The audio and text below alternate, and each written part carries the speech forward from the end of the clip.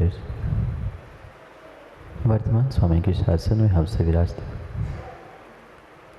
और उनके पावन पीयूष देशना हम सभी के लिए परम उपकारी।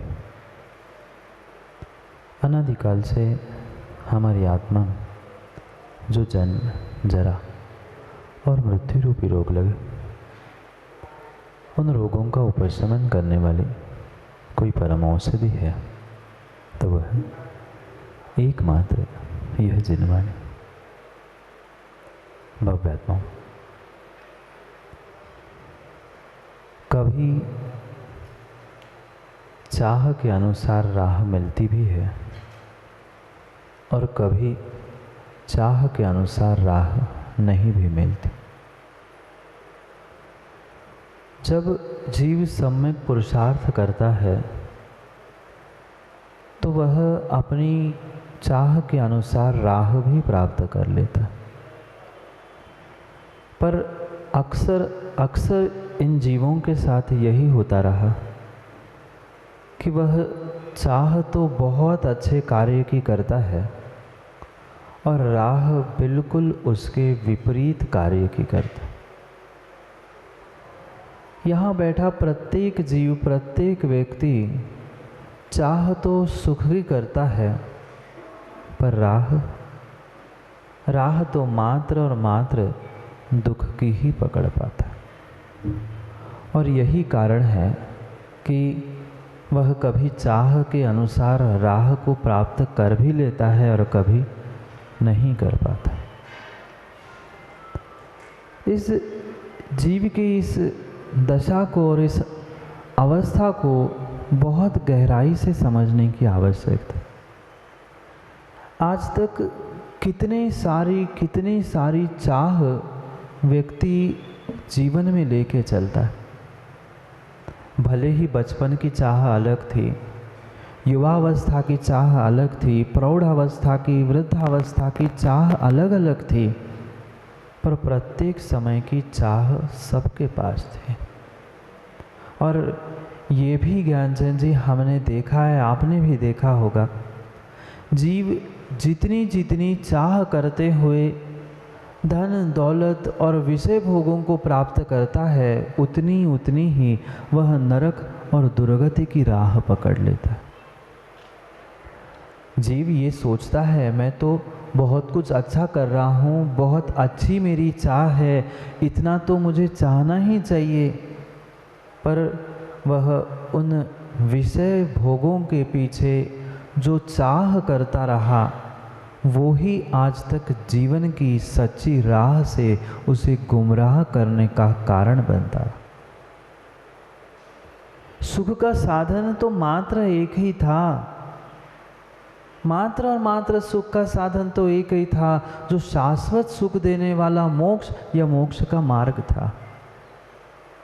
पर जीव भ्रमित होकर उस स्वर्गों के सुख की चाह करता रहा। कभी मनुष्य बनकर इंद्रिय सुख की चाह की, नरक गति में भी हम सब ने सुख की चाह की, तिर्यंच बन के भी सुख की चाह की।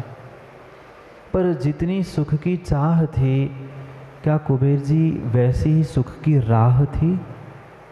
दो शब्द समझ में आ रहे हैं, चाह और राह। संसार के प्रत्येक जीव की चाह तो सुख की है, पर राह बिल्कुल ऑपोजिट, बिल्कुल विरुद्ध।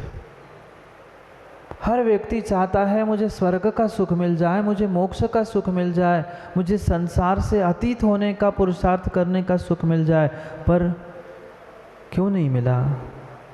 क्योंकि राह उसकी विपरीत थी।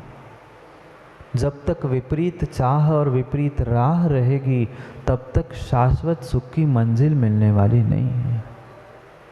अरे शाश्वत सुख की मंजिल तो बहुत बहुत दूर है। संसार की ही क्या मंजिल जो बचपन में और युवावस्था में सोची थी, वह हमें मिल गई? नहीं मिली, मुमकिन नहीं है। जो मंजिल की चाह भीतर प्रत्येक जीव की थी, वह प्रत्येक जीव उस मंजिल तक शायद नहीं पहुंच पाए। और और स्वाभाविक सी बात है, जब मंजिल नहीं मिलती, राह नहीं मिलती, तब व्यक्ति फड़फड़ाता है, तड़पता है। कभी सर्प को देखा? सर्प को देखा? वह सर्प भी प्रयास करता है कि मैं वामी में घुस जाऊं, वामी के लिए, बिल के पहुंचने के लिए कुछ स्थान मिल जाए। और जैसे ही उसे वामी का छेद नहीं मिलता, वामी का बिल नहीं मिलता है, वह यहाँ वहाँ अपने फण को मारता रहता है। क्या संसारी जीवों की यह स्थिति नहीं है? उसने कभी घर परिवार में सुख की चाह की, कभी धर्म के मार्ग पर चलते हुए सुख की चाह की, पर वह मात्र चाह ही करता रहा, सच्ची राह पकड़ नहीं पाया। और इसी कारण से जहाँ पहुँचता था वहाँ कहीं न कहीं अपने फण को पटकते पटकते पूरा जीवन बर्बाद कर दिया।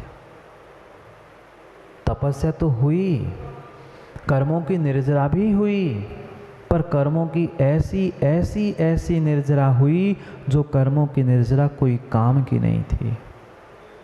आप भी तो करते हैं ना तपस्या, दुकान चलाते चलाते, दुकान चलाते चलाते। मुन्ना भैया कितनी कितनी तपस्या करते हैं आप। बस अच्छा सारंग चलता हो, अच्छा सीजन चलता हो तो ये बोध नहीं होता है कि हम भोजन करें कि नहीं करें। सुबह, दोपहर, शाम, रात, पूरा दिन निकल जाता है, पर ये बोध नहीं हो पाता कि हम कर क्या रहे हैं, हमारी चाह क्या थी और हम राह कौन सी पकड़ रहे। पूरा समय उस दुकानदारी करते समय, माँ भोजन बनाते समय। आप लोग भोजन बनाते हो माताओं? माताओं भोजन बनाते आप लोग? मौन है आप लोगों का? भोजन बनाते आप लोग? अच्छा कि कच्चा? कच्चा नहीं, सुनाई नहीं दे रहा। कच्चा? अच्छा भोजन बनाते हैं। भोजन बनाते बनाते भी कितनी सारी तपस्या आप लोग करते हो, नहीं करते? कभी हाथ जल जाता है, कभी उंगली कट जाती है, कभी 2-2 घंटे पानी तक मुख में नहीं डलता। पर विश्वास मानना, ये आपकी तपस्या काम की नहीं है। ऐसा भी समय आता है दुकान में कि वह शाम की अंधों की समय भी नहीं मिलता। सोचता है ठीक है पैसे तो आ रहे, कल कर लूँगा अंधों, घर जाके पानी दूध तो पी लेंगे।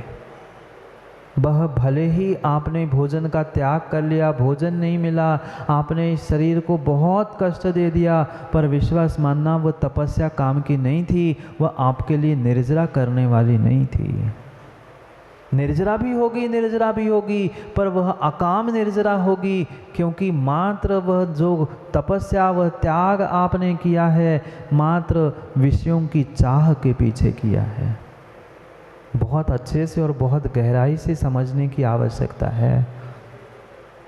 जीव तपस्या तो करता रहा, त्याग भी करता रहा, दान भी करता रहा, धर्म भी करता रहा, पर मात्र और मात्र भोग के लिए। बहुत अच्छा सूत्र आचार्य भगवंतों ने दिया, धम्मम भोग निमित्तम न चु कम क्षय निमित्तम। क्यों नहीं जीव आज तक कल्याण कर पाया? मनुष्य बनने के बाद, कल हम समझ रहे थे, मनुष्य पर्याय के वे 4 मौके मिले। देव, शास्त्र, गुरु, धर्म आयतन, तपस्या करने के लिए उत्कृष्ट शरीर, सब कुछ मिला, पर फिर भी धर्म का फल प्राप्त करते हुए, हम कर्मों की निर्जरा करते हुए भगवान नहीं बन पाए। क्यों नहीं बने? क्योंकि धर्म मात्र हमने भोग के लिए किया, भोग की सामग्री इकट्ठी करने के लिए किया, और मात्र विषयों की चाह की पूर्ति के लिए किया। सच्चा धर्म ढंग का आज तक किया ही नहीं। पक्का है ऐसा ही है। आज तक धर्म तो किया, पर धर्म का ढोंग किया, ढंग का धर्म। अंतर समझ में आ रहा है माँ? ढंग और ढोंग। ढोंग का तो धर्म हमने खूब किया, एक साथ 4-4 काम किए, पूजा भी चल रही थी, भगवान की अभिषेक शांति धारा भी देख ली, पढ़ते पढ़ते स्वाध्याय के 2-4 पन्ने भी पलट लिए। ये हम ढंग का धर्म नहीं, ढोंग का धर्म कर रहे थे, मायाचारी कर रहे थे। ऐसा ही है अरुण भाई, ऐसा ही है। एक साथ हम 4-4 काम करना चाहते और ये सोचते देखो हम कितने धर्मात्मा। हमने स्वाध्याय भी कर लिया, शांति धारा भी देख ली, पूजा भी कर ली, स्वाध्याय हो गया, सब हो गया, इतना सारा काम करके आए 1 घंटा में। गज स्नान करके आए हो, गज स्नान करके आए हो। जैसे हाथी तालाब में डूबता है, नहाता है, स्वच्छ होता है और जैसे ही बाहर आता है पुनः मिट्टी उठा के शरीर पे डाल लेता है। माँ बिल्कुल यही परिणति हमने की। एक समय में सदमस्त का एक ही काम होता है। अगर हम 4-4 काम कर रहे हैं तो हम अपने साथ छल कपट करते हुए मायाचारी कर रहे हैं। कि शांति धारा देख लो, कि पूजा कर लो, कि स्वाध्याय कर लो, कि अर्घ्य चढ़ा लो, कि पाठ कर लो, कि जिनवाणी सुन लो, पर चारों काम एक साथ करने, क्योंकि समय महाराज जी 1 ही घंटे का है और हम ही धर्म नहीं करेंगे, हम ही प्रवचन सुनने नहीं आए तो कौन का कहे। समस्या तो यही है, आपने चौका नहीं लगाया, आपने जिनवाणी नहीं सुनी, आपने पूजा नहीं की, मात्र दिखावे के लिए, ढोंग के लिए धर्म करते आए, तपस्या करते आए, इसलिए आज तक दुर्गति को प्राप्त करते रहे।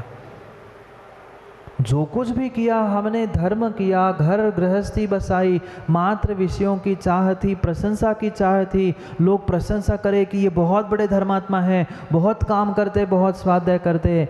माँ एक काम एक ही समय में होता है, 4 काम एक साथ हो ही नहीं सकते। हम पुण्य की जगह वहीं पर पाप कमा रहे हैं। जो सविपाक निर्जरा हम तपस्या से, धर्म ध्यान से कर सकते थे, वही सविपाक निर्जरा की जगह हमने अविपाक और अकाम निर्जरा करते कर्मे कर्मों का बंध और आश्रव ही प्राप्त किया। नहीं समझ पा रहा है जीव, नहीं समझ पा रहा है जीव अपनी भूल को, कि आज तक उस जीव ने कितनी बड़ी भूल कर ली।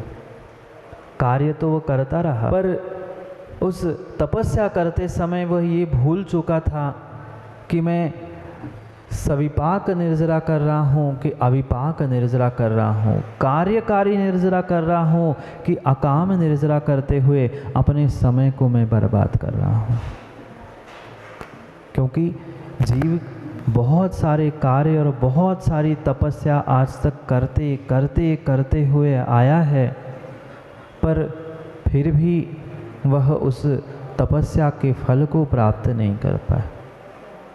माँ, क्या आज तक कभी आपने तपस्या नहीं की? खूब व्रत, खूब उपवास, सब कुछ हमने कर लिया, पर फिर भी उसका फल क्यों नहीं मिला?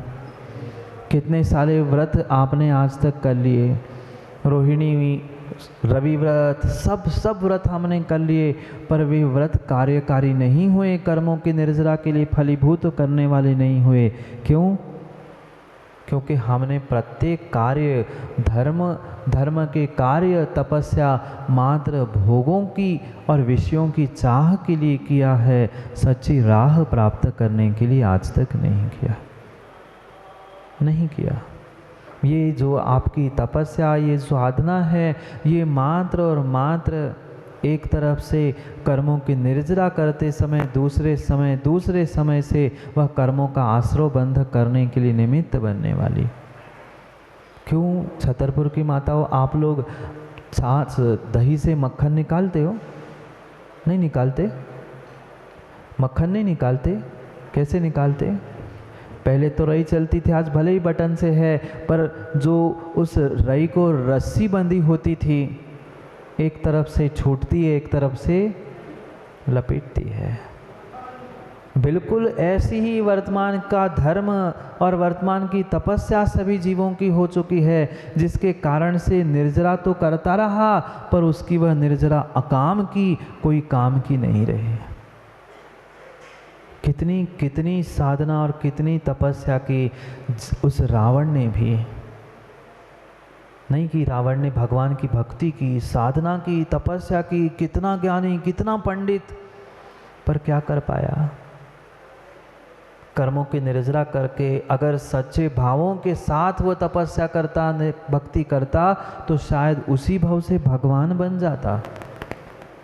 इतनी शक्ति उसके पास उस समय पे थी, पर क्या करें, पर क्या करे, कहीं ना कहीं भीतर की खोट थी, विषयों की चाह थी, इसलिए राह सहित होने पर भी चाह गलत थी, इसलिए वह राह पर मंजिल नहीं मिल पाए। दो ही बातों पर चर्चा चल रही थी, चाह और राह। चाह तो बिल्कुल सही थी, भगवान की भक्ति, तपस्या, साधना, पर चाह के साथ साथ जो राह के साथ साथ जो चाह थी, दोनों एक दूसरे के बराबर नहीं थी, समान नहीं थी, इसलिए मंजिल तक नहीं पहुंच पाया। राह वही थी जो भगवत्ता देने वाली थी, पर उस राह में चाह विषय भोगों की थी। मैं उसको जीत लूंगा, मैं उस भूमि गोचरी को सिखा दूंगा। थोड़ी सी भीतर में बैठी हुई वह कसाय की गांठ, वह विषयों की चाह उसके जीवन को बर्बाद करने के लिए, संसार को दीर्घ करने के लिए कार्यकारी हो गई थी। प्राप्त कुछ नहीं कर पाया, सीता को वह प्राप्त कर पाया? मात्र पकड़ के लाना प्राप्त करना नहीं होता। कुछ कर पाया सीता के साथ? नहीं कर पाया।